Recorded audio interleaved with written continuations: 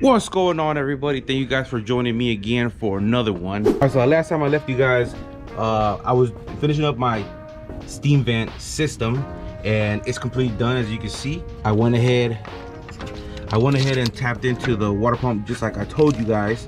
I mean, that was pretty easy. I actually did try to practice before I actually did it to this one right here. This is the one I'm going to be using, and this is my water pump that I was testing out on before I went and did it over to the other water pump that's in the Trailblazer right now. Now, the reason why I want to do is because this is the one that came in from the LS3. So I mean, this water pump could be good. I probably test it out when the LS3 is, you know, rebuilt, and then I'll throw this back on and then, you know, we'll see what happens. So I took this and I drilled and tapped the heater core lines. This one specific because this is the one that's gonna pull it from the engine. On the Trailblazer, the original, it'll, you know, this is the one where it'll be connected. Anyways, so the biggest issue, if you guys want to do this, tap into your water pump and, you know, put, you know, thread into this side. I do not suggest you guys to drill right here. Like, that was a pain in the ass. Like this nipple right here, it's, you know, in, you know, quite a bit a ways in. Now that piece is so strong. Like, I'm not gonna lie, that shit took me forever to try and tap it, so I'm not doing that again. And just as FYI, so you guys don't do that. If you guys actually do this, get a 90 and put it somewhere up here. I mean, shit, you could even put it right here. But yeah, just be advised that this right here, I mean, I can't take it off because I already fucking threaded that tight. But yeah, that one was a pain in the ass. Anyways, moving forward, we got a whole lot of parts to put into the truck today, and I'm really hoping that I'm able to do that today.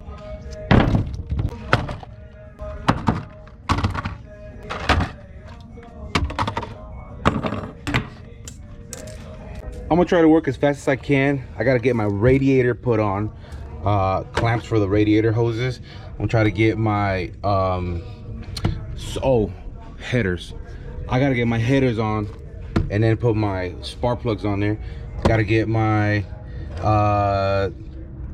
thermometer on, gotta get my temperature sensor on, and like I was telling you guys, I gotta get this connector on. Also, this right here, this fucker right here, yesterday I was trying to connect my fuel vapor line, and I accidentally broke the fucking hard line that was on there, so I gotta replace that right now too. So I don't even know where to start. Gotta get my injectors connected back on, because I didn't even show. Okay, let me show you guys real quick. Okay, when I threw my intake back on and try to connect everything, as well as the quick connector for the fuel, the original fuel rail that was on this manifold was pointed out this way, and I was like, okay, fuck it, I got the LS2 fuel rail. I could just probably swap it and then drop it in here, and then, you know, it'll connect, you know, normal. But I couldn't do that because the fuel rails will physically not fit. They're set up different. So what I am gonna do is grab the other fuel rail, and I could actually twist it, or, you know, pivot it back the other way and have the fuel rail pointed that way. So this connector right here, yesterday I was messing with it and I accidentally broke that vapor line on the other side, so I had to go get another piece of fuel hose and get that fixed right quick. No biggie, I'm gonna get that shit out the way, and hopefully I could get more shit done today, because we've been getting nowhere in the last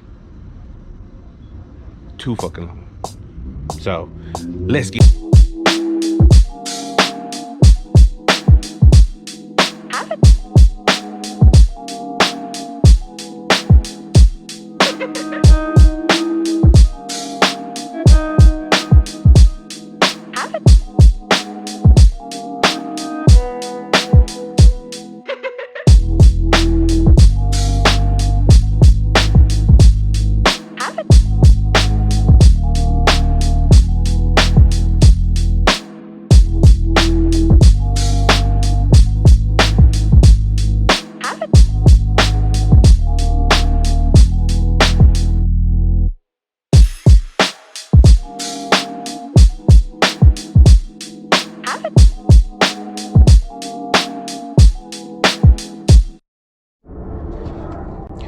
right, you guys, so we finally got the header on the driver's side.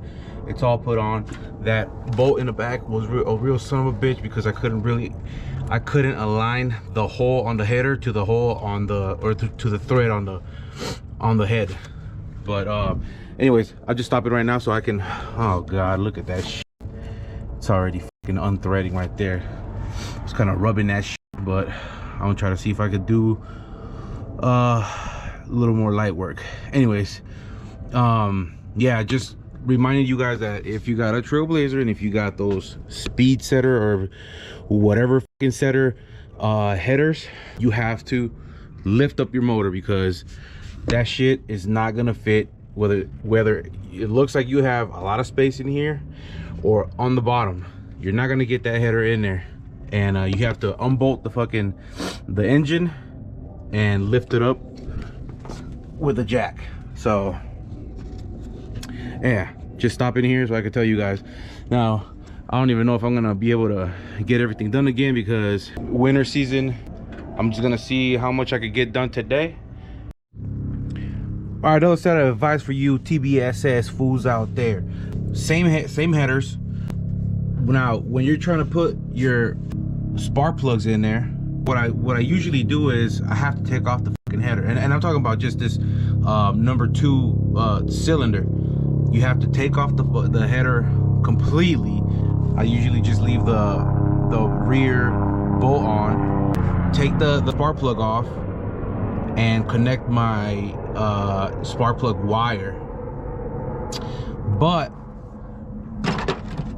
I found that if you use this little stubby extendo, you could work with it. You could get away with putting on and taking off your spark plugs with your headers on. You don't have to take them off. But other than that, it's like, if you just get your spark plug socket, and don't matter how small your ratchet is, you're not gonna get in there.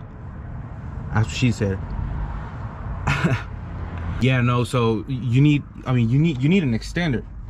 You can't use the regular, the normal size extender, or just the socket alone. You need this little small ass stubby, what do you call it, extender. Shit comes in clutch. Now, I don't know if I'm gonna be able to put on my spark plug wire, because that was an issue I had last time also. So hopefully I could put my spark plug wire in here, but I'll let you guys know. All right, y'all, slowly but surely we getting this bitch done. I already got my I got my headers. See, I got my helper right here. That's why I'm getting some work done today.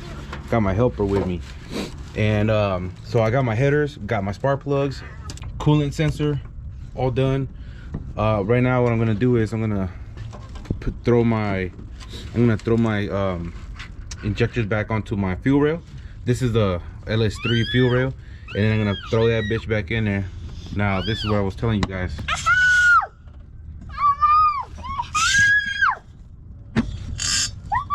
So that's how it has to go. Originally, this is how it was. Ooh, and that thing right there.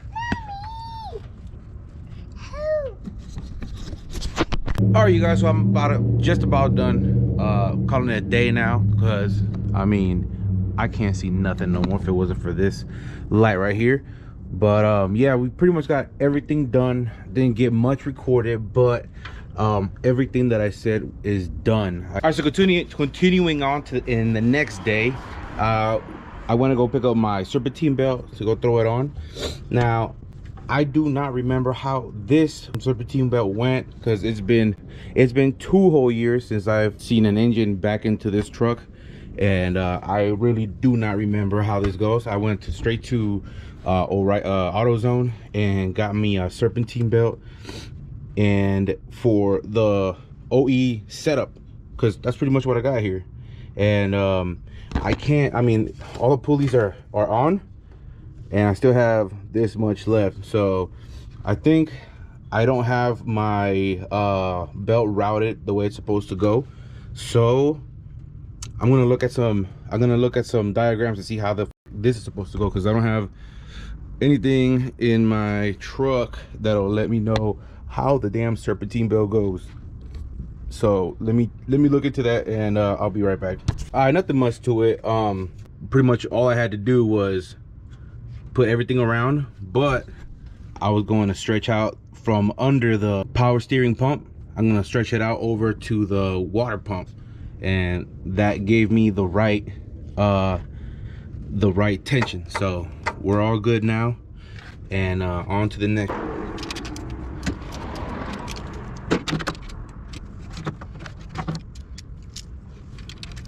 This where an electric ratchet would come right in handy.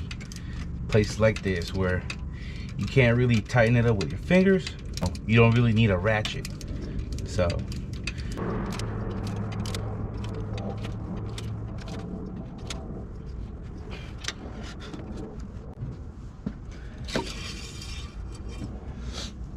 first oil check.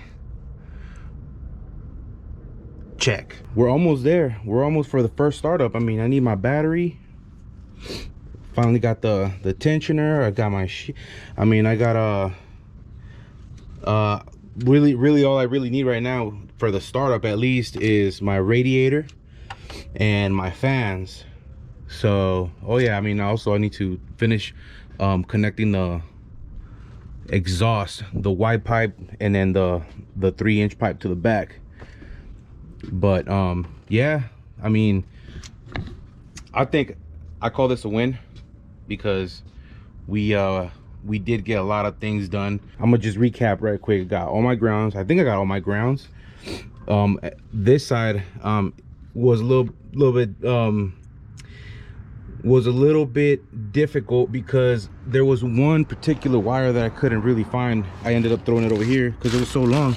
Like this wire, it goes straight to my battery, and I was thinking it was gonna go into the engine block, but it didn't. There's 3 wires that go to the engine block, and this was not fitting any of my bolts. It looked like it would be more of a body ground, so I ended up putting it over there because I really couldn't find it any other place. I mean, I could have probably put it right here, but I was having so much extra wire that I'm not even sure that that's where it would go.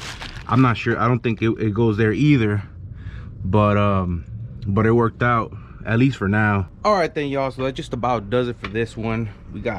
I'm not gonna lie, we did get a lot of done right here today, or on this video, because for me it's actually been 2 days. All right, so once again, I forgot to end my videos. I'm trying to get out of that habit to forget and to end my videos, but anyways, I'm currently right now in Baker, California.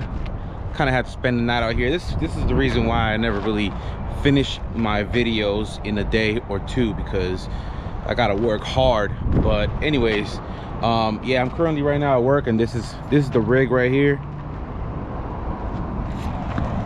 And yeah, I'm a fuel hauler, so this is what I do for a living. Anyways, not to give you guys any of my background story, but yeah, I just want to thank you guys for joining me. Thank you guys for viewing. Thank you guys for following and liking the video. And yeah, I mean, it wouldn't hurt, you know, comment and tell me what you guys think about the videos. But anyways, that's pretty much it for this one. So thank you guys for joining me. See you guys on the next one. Deuces.